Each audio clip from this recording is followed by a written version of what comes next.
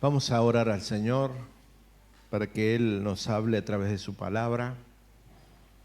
Padre, en el nombre de Jesús, gracias por este tiempo de comunión con mis hermanos. Gracias por la libertad de poder escuchar tu palabra, por la libertad de poder expresarla, oh Dios. Te ruego en el nombre de Jesús que tu Espíritu Santo nos conceda entendimiento, que tu Espíritu Santo, Señor, complete la obra en cada uno de nosotros desde nuestro ser interior, Señor, edificándonos para tu gloria, para tu honra, Señor, para entender los misterios del reino, Padre Santo, para poder actuar con entendimiento en cada segundo de nuestras vidas, Señor. Señor, pido tu auxilio, Espíritu Santo, en esta noche para transmitir este mensaje con claridad, Padre. Y luego confío en tu obra en cada uno de nosotros, en el nombre de Jesús. Amén y amén. Bueno, como les había anticipado el sábado pasado, hoy también iba a continuar hablando sobre el señorío de Cristo. Hay mucho para esto. Cada vez que repaso las prédicas parece que hay material para otro mensaje más. Pero bueno, voy a comenzar un poquito recordando lo que estuve predicando el sábado pasado, ¿no? Que es el señorío de Cristo. Entender primero la palabra Señor dentro del ámbito de la Biblia. Y Señor significa amo absoluto, el que tiene todo el poder y toda la autoridad. Y bajo este concepto, cada vez que hablamos sobre el señorío de Cristo, tenemos que tener en claro esto, que Él es amo absoluto, el que tiene todo el poder y toda autoridad sobre la tierra. Dijimos que solamente en el Nuevo Testamento se menciona, más de 700 veces se hace referencia a la necesidad de vivir bajo el señorío de nuestro Señor. Vivir bajo el señorío de Cristo es vivir bajo su gobierno. Es pasar por la cruz cada día en una rendición total de nuestra voluntad para vivir en su voluntad. Se lo voy a repetir de nuevo. Señorío de Cristo es vivir bajo el gobierno de Cristo cada día. Cada día pasamos por la cruz rindiendo nuestra voluntad para vivir en su voluntad. También dijimos que el señorío de Cristo es la base donde se edifica el discipulado, porque no se puede hacer un discipulado efectivo en aquel que todavía no decidió vivir voluntariamente bajo este gobierno. Sería como perder el tiempo, ¿no? Pero bueno, por eso insistíamos tanto en el señorío de Cristo como una base del discipulado, de la formación de Cristo en cada uno de nosotros. Y uno de los puntos que di el sábado pasado y que quería dejar bien claro, que Jesucristo es el Señor. Dios Padre lo hizo Señor, Él lo declaró Señor. Los apóstoles en el libro de los Hechos, frente a una multitud, ellos dijeron: a este a quien ustedes crucificaron, Dios le ha hecho Señor y Cristo. En el libro de Filipenses, el apóstol Pablo dice que Dios le ha dado un nombre que es por sobre todo nombre. Rey de reyes, Señor de señores. En la gran comisión el Señor Jesús dijo: toda autoridad me es dada en el cielo y en la tierra. De su propia boca el Señor decía: yo soy Señor en el cielo y soy Señor en la tierra.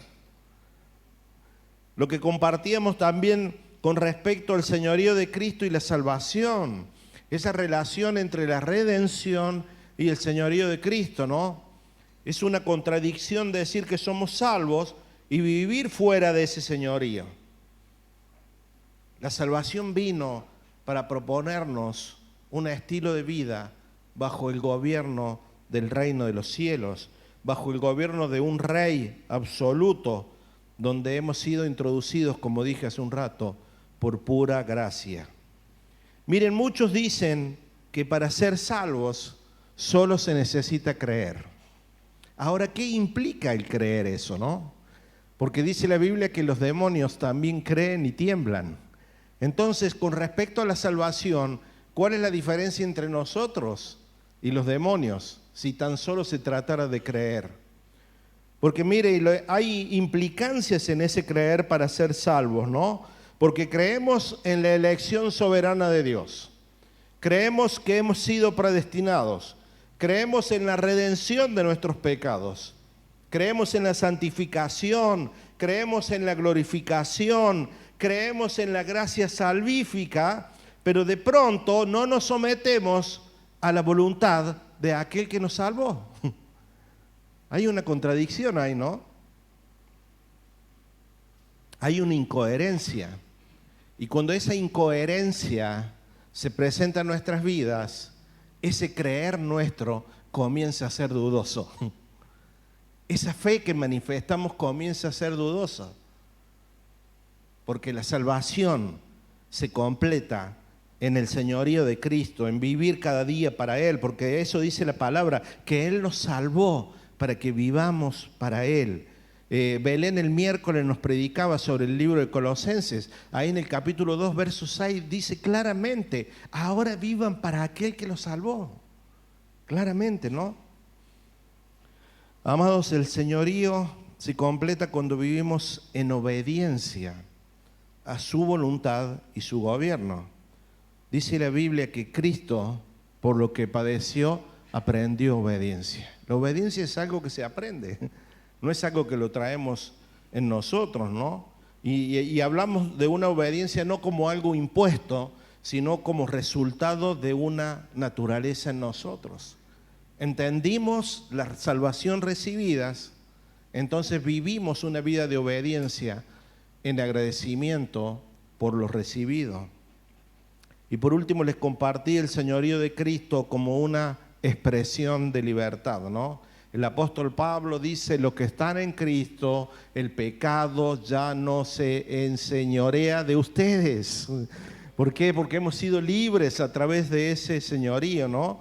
Y cuando caminamos en el centro de la voluntad de Dios, el pecado no es nuestro Señor, sino que nuestro Señor es aquel que nos ha salvado. El gobierno de Cristo nos conduce a conocer la verdad, y esa verdad es la que nos trae libertad. Jesús lo dijo, conoceréis la verdad y la verdad los hará libres. La verdad te hace libre, pero nuestra tarea es a través de estar sujetos al señorío de Cristo para permanecer en esa libertad y no volver atrás, ¿no? O sea, se nos ha otorgado una libertad en la cruz. Y las herramientas que Dios ha dejado es su señorío para que podamos permanecer en esa libertad.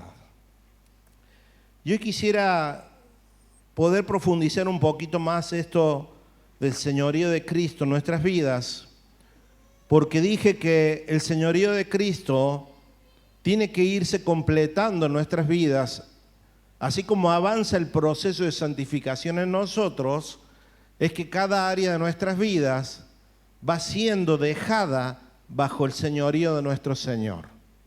Y yo quisiera, en lo que me alcanza el tiempo, porque es muy extenso lo que tengo de expandir, quisiera hablar de algunas de las áreas en las cuales tenemos mayor dificultad para rendirnos a ese señorío. Y una de esas áreas es lo que hacemos con nuestro tiempo. El tiempo es un recurso muy valioso. El tiempo es un recurso no renovable. Por lo tanto, el que desperdició su tiempo, no hay forma de redimirlo. Acompáñeme por favor a Colosenses capítulo 3. Vamos a leer del verso 1 al verso 3. Creo que esto va a ser parte también de la temática del miércoles próximo. Dice el apóstol Pablo, si pues han resucitado con Cristo, de ahora en más busquen las cosas de arriba, donde está Cristo sentado a la diestra de Dios. Dice, poned la mira en las cosas de arriba y no en las de la tierra, Cuando hace referencia a las cosas de arriba, está haciendo referencia a las cosas eternas, y las cosas de la tierra a las cosas temporales y pasajeras.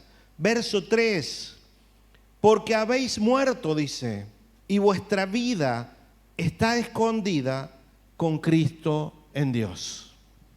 Entonces el consejo apostólico dice, si vos habéis resucitado con Cristo, habéis recibido la salvación, el paso siguiente es caminar en tu vida, vivir el resto de tu vida, poniendo tu mirada en las cosas eternas y no en las cosas temporales.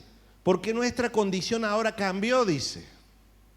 Antes era una cosa, pero ahora la condición ha cambiado. Ahora tu vida está en Cristo Jesús.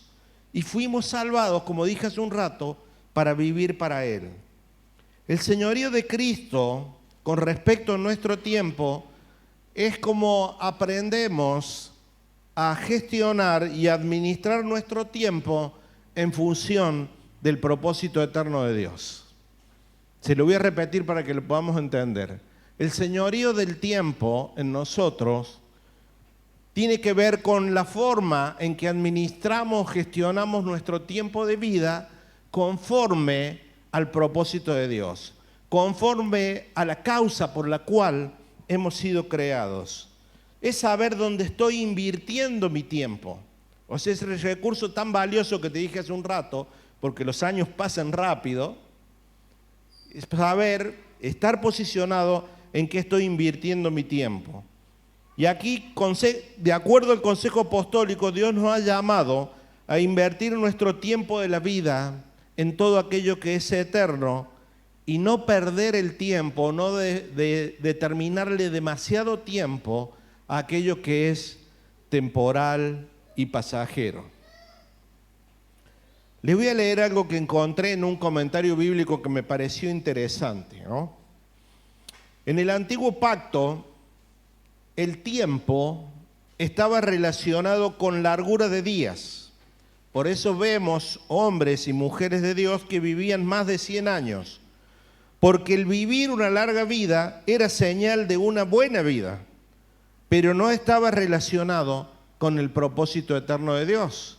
Encontramos en los mandamientos promesas de Dios que si vivíamos de tal forma, tendremos una vida larga de días. Pero en el nuevo pacto, Dios no está considerando una buena vida con largura de años, sino con una vida llena de Cristo en nosotros, una vida completa en Cristo. Y esto sí colabora con el propósito eterno de Dios y por el cual hemos sido creados. Entonces, cuando hablamos del propósito de Dios, estamos hablando de sus planes y no de los míos. Estamos hablando de invertir nuestro tiempo en el plan de Dios, en el plan por el cual usted y yo hemos sido incluidos en la creación, y no gastar nuestro tiempo en aquello que no pertenece al propósito de Dios. Quiero que lo tenga bien en claro, el propósito de Dios. Salmo 138, verso 8, el salmista dice, Jehová cumplirá su propósito en mí. Siempre hablamos de los propósitos de Él y no de los nuestros. Propósito es que usted y yo hemos sido creados para algo definido, para vivir para Él. El apóstol Pablo dice en el libro de Corintios que Él nos salvó para que vivamos para Él. En 1 Timoteo dice que Él nos salvó y nos llamó para que seamos su pueblo santo. Es muy importante entender para qué hemos sido salvados y en qué debemos invertir nuestro tiempo aquí en la tierra. Entendiendo todo lo que Dios nos ha dado para hacer. Porque si caminamos en la tierra sin entendimiento, estamos perdiendo el tiempo. Y esto produce retrasos en los planes de Dios. Un ejemplo de ello fueron los israelitas en el desierto. Algo que se debía haber hecho en poco más de 20 días, le llevó 40 años. Otro ejemplo de ello es cuando el autor de los Hebreos le habla a la comunidad de los hebreos y le dice: ustedes ya deberían ser adultos, sin embargo son encontrados como niños en Dios. Hubo una pérdida de tiempo, hubo un tiempo que no fue redimido conforme a lo que Dios esperaba en cada uno de ellos. Y te estoy predicando esto para que no nos suceda a nosotros, sino para que vivamos cada día certeros dentro de la voluntad de Dios. Esto que los hebreos se encontró una niñez espiritual en ellos, nos ha costado hoy a la iglesia no tener una revelación completa de lo que debía ser el sacerdocio de Melquisedec en nosotros. Dice el autor de los Hebreos: vine a ustedes con una intención, pero al encontrar la niñez en ustedes no le pude compartir y tuve que volver a compartirles la leche espiritual. El no entender nuestra asignación dentro del propósito eterno e invertir mi tiempo en eso trae retraso a los planes de Dios. Hoy en día hay muchos hermanos que pasan tiempo dentro de las congregaciones sin poder entender el propósito eterno y nuestro plan, que estamos incluidos en los planes de Dios. Debemos considerar, definir bien el tiempo invertido en las cosas eternas y no en las temporales, porque fuimos llamados a dejar un legado por sobre todas las cosas, que a dejar herencia. Y muchas veces evocamos nuestro tiempo en dejar herencia. Y usted y yo ya hemos visto lo que pasa con la herencia cuando alguien se muere. La herencia separa familias, la herencia ha hecho que se peleen, la herencia ha traído discordia, porque son cosas temporales y pasajeras. Pero usted y yo hemos sido llamados a un legado eterno, a invertir una porción de Cristo en nuestras vidas, en nuestros hijos.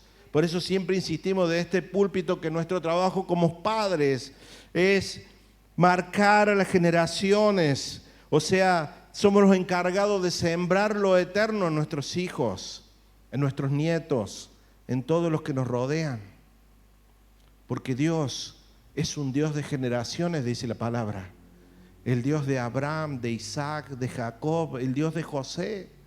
Es un Dios de generaciones. Cuando Dios no nos mira, no me mira a mí solo, mira a mí y a mi generación. Y somos llamados a utilizar nuestro tiempo para plantar lo eterno en nuestras generaciones. Es muy importante entender esto, porque si no entendemos los diseños de Dios, caminamos errante en la vida y perdemos el tiempo tan importante para nuestro diario vivir. Colosenses 4, verso 5.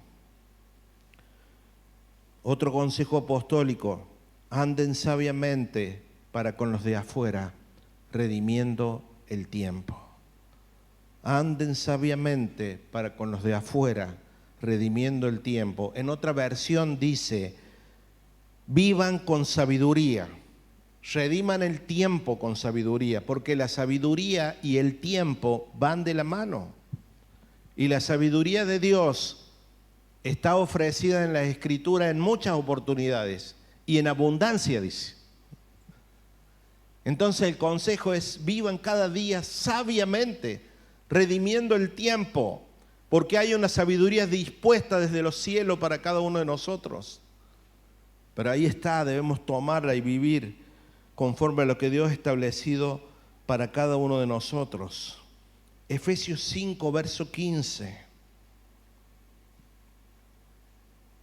Mirad pues con diligencias cómo andéis, no como necios, sino como sabios, aprovechando, ¿cómo dice? Bien el tiempo, porque los días son malos. Por tanto, dice el verso 17, no seas insensato, sino entendido en cuál es la voluntad de Dios para nosotros. Nuevamente esta palabra acá: vivir sabiamente, con un conocimiento pleno de cuál es la voluntad de Dios para nosotros. Vivir sabiamente básicamente encierra dos conceptos principales.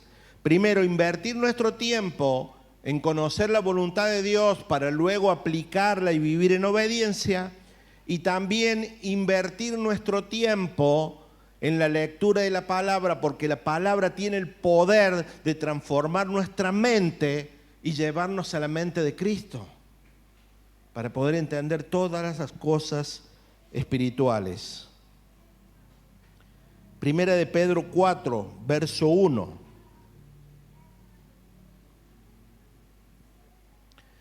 Dice, puesto que Cristo ha padecido por nosotros en la carne, ustedes también, armaos del mismo pensamiento, pues quien ha padecido en la carne, terminó con el pecado. Cristo, dice, padeció en la carne por nosotros. Y ese padecimiento trajo como resultado que Él terminó con el señorío del pecado sobre nuestras vidas. El consejo sigue en el verso 2. ¿Para qué debemos vivir fuera de la carne? Dice, para no vivir el tiempo que nos resta en la carne. ¿Quién sabe cuánto tiempo nos resta acá en la tierra? Quizás a mí me falten 20, 30 años, capaz que me falte unos segundos. El consejo apostólico es: vivan sabiamente el tiempo que resta, pero no lo vivan en la carne. No lo vivan en la carne, conforme a las concupiscencias, o sea, conforme a los deseos de los hombres, sino que vívanlo conforme a la voluntad de Dios, dice el verso 2. Si podés ponerlo nuevamente, por favor. Dice, no vivan el tiempo que les queda de vida en la carne conforme a sus deseos, sino vívanlo conforme a la voluntad de Dios. Otra vez, aprovechar el tiempo de nuestras vidas para conocer y vivir dentro de la voluntad de Dios. Porque cuando yo vivo para la carne, vivo para mis deseos, vivo para mis planes, vivo para mi voluntad.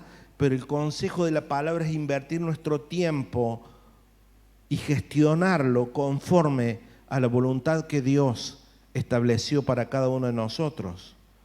¿Por qué insisto, hermanos, en esto de ocuparnos de invertir bien el tiempo, de gastar mi tiempo en lo eterno?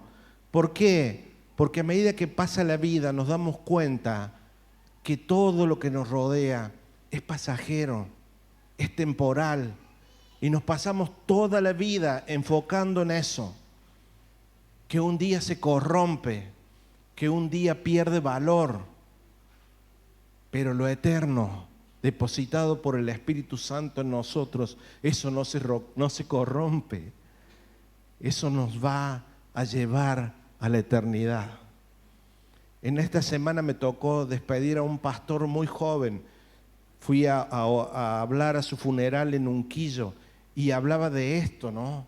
Llegado a este tiempo, acá se hace visible lo que hemos creído, lo que predicamos, lo que en la eternidad se reveló en nosotros. Esto es un paso necesario. La muerte es parte de la vida. Pero cuando no entendemos los diseños de Dios, creemos que ahí se acabó todo. Dice el apóstol Pablo en 2 Corintios 4, verso 16. Por tanto, no desmayamos, aunque este hombre exterior se va desgastando, el interior se renueva día a día. Renovar significa hacer algo nuevo, que no se envejece, que no pierde vigencia. Dice que cada día se hace algo nuevo en mi ser interior. Nuestra vida en Cristo se debe construir con los asuntos eternos. Si yo me dedico con mi tiempo a lo natural, más allá de lo necesario, estoy desperdiciando el tiempo y estoy perdiendo el tiempo en aquello que tengo que edificar en lo eterno. Para traerlo más a nuestras vidas, a este ejemplo, debemos evaluar nuestro tiempo aquí en la tierra frente a las series televisivas y compararlo con nuestro tiempo de oración frente a la palabra. ¿Cuánto tiempo le dedico a mi recreación que por un lado es justa y necesaria, y cuánto tiempo le dedico a edificar mi vida en Dios. ¿Cuánto tiempo le dedico a formarme en un discipulado? Mire, hay hombres que no tienen ningún problema en pasar 3 horas en una cancha de fútbol, al rayo del sol, pagar una entrada por su equipo favorito. Sin embargo, no están dispuestos a perderse 1 hora y media de su vida por mes para un discipulado. Hay mujeres que se pasan 3 o 4 horas en una peluquería o haciéndose las uñas, pero no están ni 10 minutos o 15 minutos frente a la presencia del Señor. El llamado de hoy es a redimir nuestro tiempo delante de Dios y poner el orden y la prioridad de acuerdo a lo que Dios estableció para nosotros, en la eternidad y no en lo pasajero. Entonces, para cerrar un poco este tema del tiempo en relación al señorío de Cristo, el señorío de Cristo en cuanto a mi tiempo de vida es que usted y yo seamos hallados cada segundo de nuestra vida en conocer y obedecer la voluntad de Dios. El criterio del señorío de Cristo sobre nuestro tiempo de vida es que usted y yo seamos hallados invirtiendo cada segundo de nuestra vida en ser formados a la imagen y a la estatura de Cristo. 2 conceptos fáciles de entender, difíciles de hacer, pero a eso hemos sido llamados.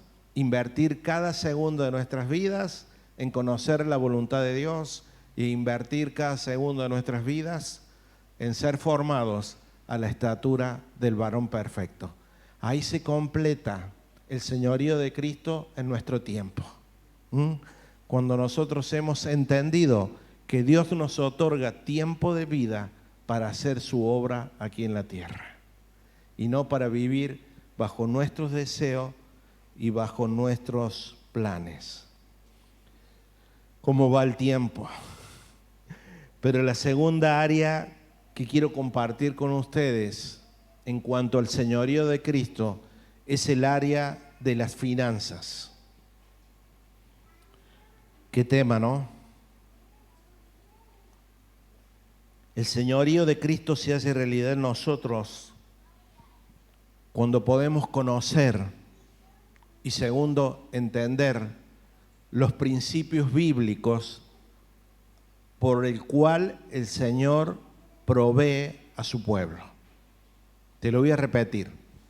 El señorío de Cristo en nuestras vidas con respecto a las finanzas se hace realidad una vez que conocemos y entendemos los principios por los cuales Dios provee a su pueblo, entendiendo que Él es el dueño de todas las cosas.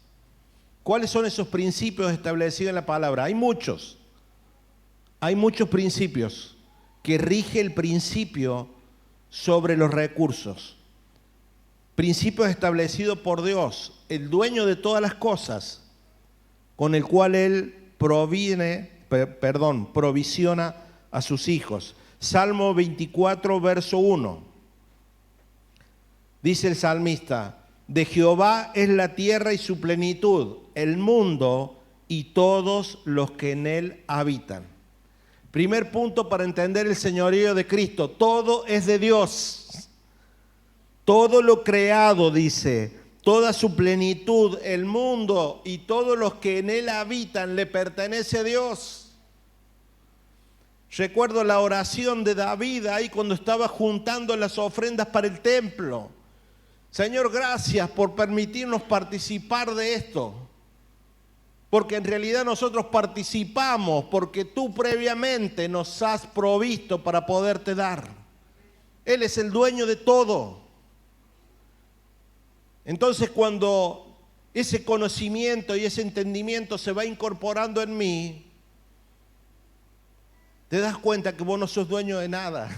Solamente somos administradores de los recursos de Dios aquí en la tierra. Proverbios 11, verso 25. Dice: el alma mezquina será prosperada. Ya estoy predicando como el pastor David, ¿vieron? ¿Ah? ¿Así dice el alma mezquina? No, dice el alma generosa será prosperada.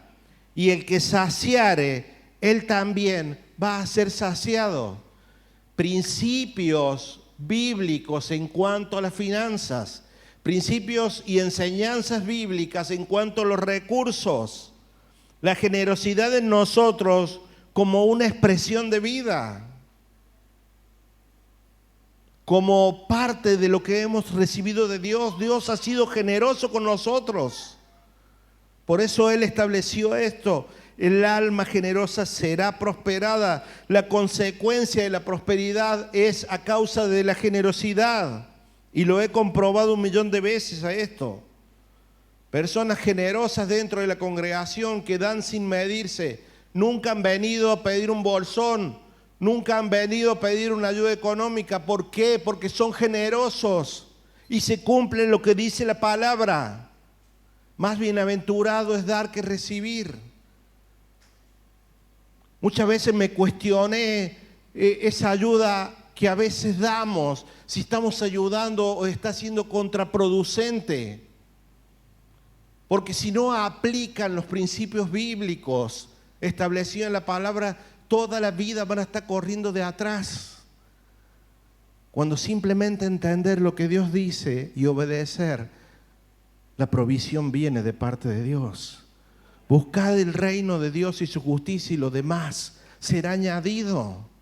Principios establecidos en la palabra, no lo estoy inventando, usted puede leerlo conmigo. 2 Corintios 9, versos 6 al 8.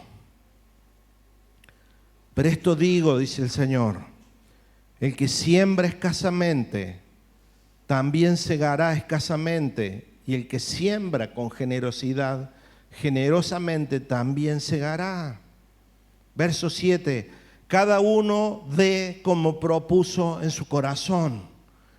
¿Qué tema, no? Esto, lo que propone el corazón. ¿Propone mezquindad o propone generosidad? ¿Propone me salvo a yo mismo o ayudo a los demás? Como propuso en su corazón, no con tristeza ni por necesidad. ¿Por qué? Porque Dios ama al dador alegre. Y el verso 8, que es el que siempre me ha sostenido, dice, y poderoso es Dios para hacer que abunde en vosotros toda gracia, a fin de que, teniendo siempre en todas las cosas todo lo suficiente, abundéis para toda buena obra. Dios es el dueño de todos los recursos y Él provee. Dice que Él da semilla al que siembra. ¿Para qué? Para que abundemos en toda buena obra. Los hermanos son llamados a Australia y en ese llamado también está la provisión, está el cuidado, porque cuando Dios llama, Dios provee. Él no tiene problema con los recursos, el problema es nuestro, no entender los principios establecidos en la palabra. El capítulo 10 de Malaquías, donde habla del diezmo y dice claramente quién es el que bendice, dice claramente quién es el que abre los cielos y el que cierra los cielos. Dios. En Primera de Reyes, capítulo 17, está la historia de la viuda de Sarepta. ¿Se acuerdan? Cuando el profeta le dijo, haceme a mí una tortilla primero. Pero lo que más me conmovió ahí, que dice la palabra, el profeta dice, Dios ha dado orden en los cielos de que no escasee el aceite y la harina. Dios da las órdenes. El señorío viene cuando entendemos estos principios. ¿Quién es el que manda? ¿Quién es el que tiene toda autoridad? ¿Quién es el que provee? ¿Quién es el que abre? ¿Quién es el que cierra puertas?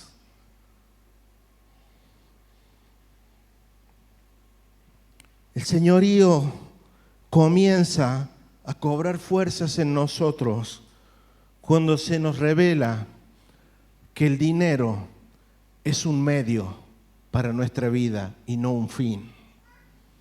Cuando entendemos que el dinero es un medio por el cual Dios te va a bendecir, para que sus planes se cumplan en nosotros y no para enriquecernos nosotros mismos. Ese entendimiento no es un medio, no es un fin, es un medio para que el reino sea extendido. El sistema de este mundo te hace creer que si tenés dinero, lo tenés todo. Pero la Biblia dice que si lo tenés a Cristo, lo tenés todo. Porque hay gente que tiene todo el dinero y tiene un vacío tremendo, tiene unos problemones peor que los de nuestros.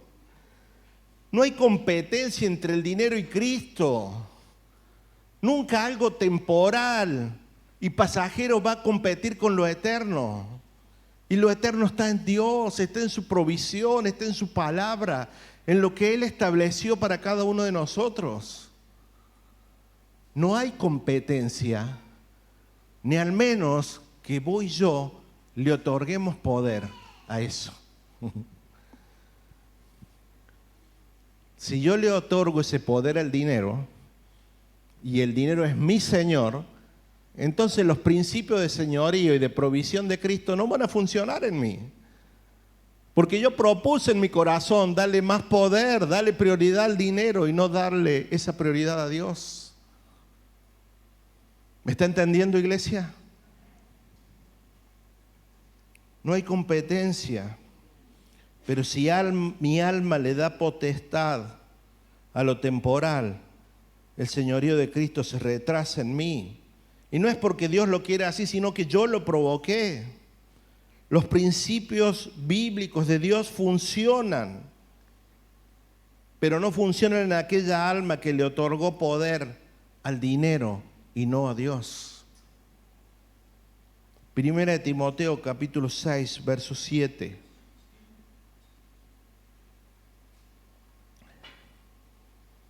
Miren qué sabia que es la palabra de Dios. Qué fácil de entender. Sin embargo, nuestra alma corre en contra de la palabra de Dios. Dice, porque nada hemos traído a este mundo y sin duda nada podremos sacar. Usted lo ha visto más de una vez junto conmigo, ¿no? El pastor David dice, nunca vi una carroza fúnebre con un carrito atrás llevando los bienes. Nada traemos a este mundo, dice la palabra, y nada vamos a llevar. Verso 8. Alguien está compitiendo conmigo ahí. Dice, así que teniendo sustento y abrigo, estemos contentos con esto.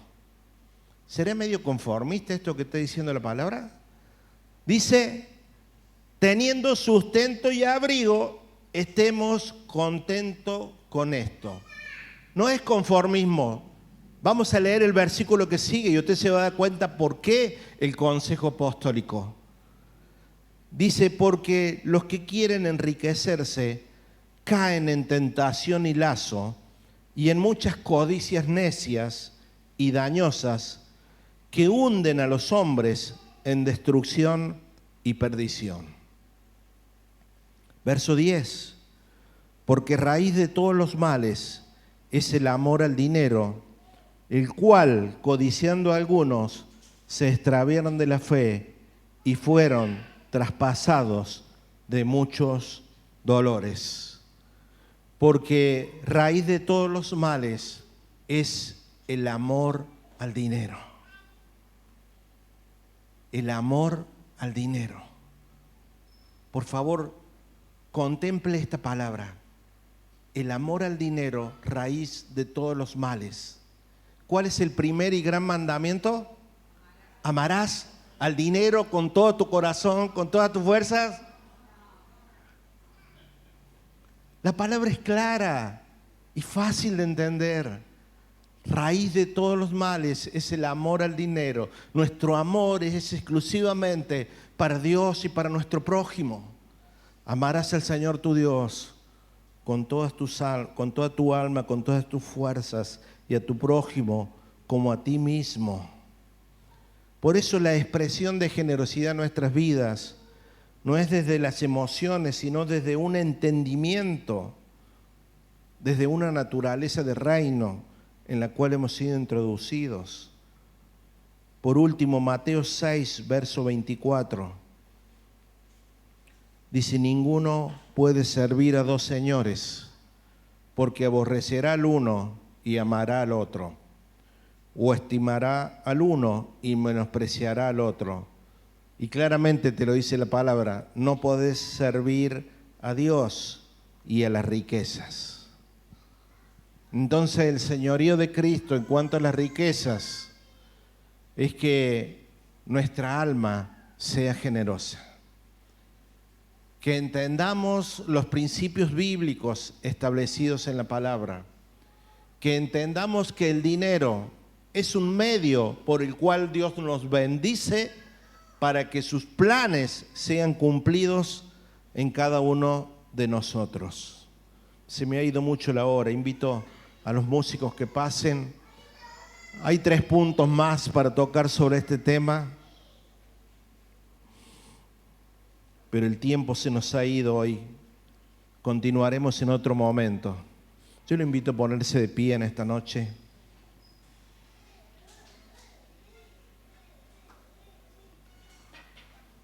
Aleluya. El señorío de Cristo es la base, es el cimiento por el cual comienza la formación de Cristo en nuestras vidas.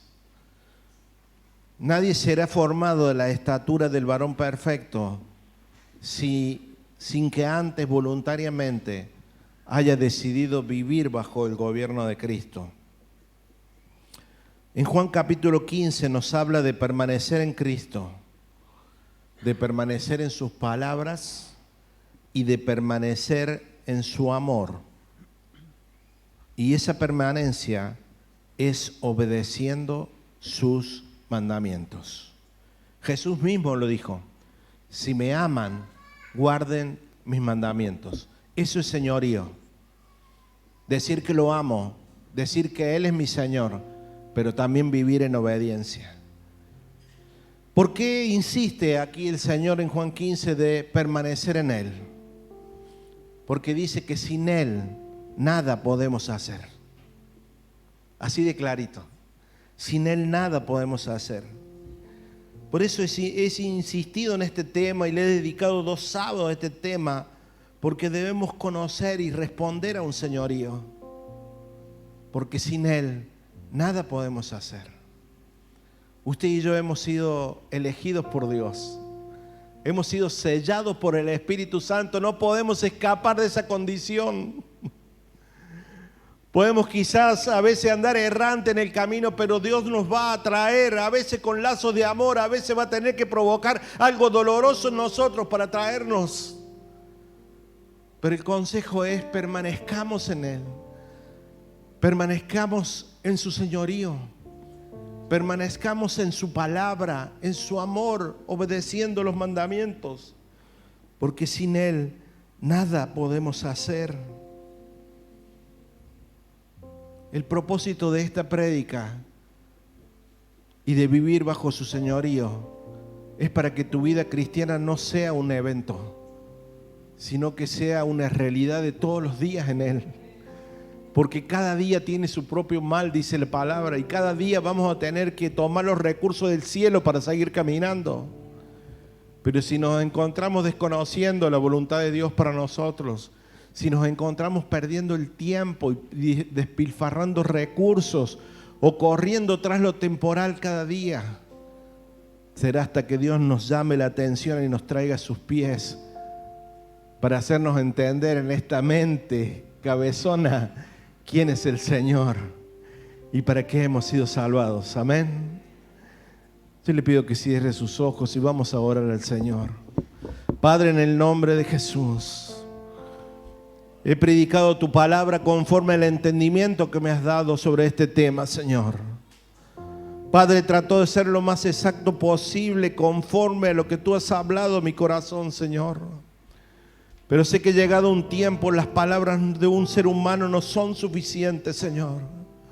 Por eso confío en la obra del Espíritu Santo, en cada uno de mis hermanos, en cada uno de los que están escuchando este mensaje, aún los que los van a escuchar por internet, Padre Santo.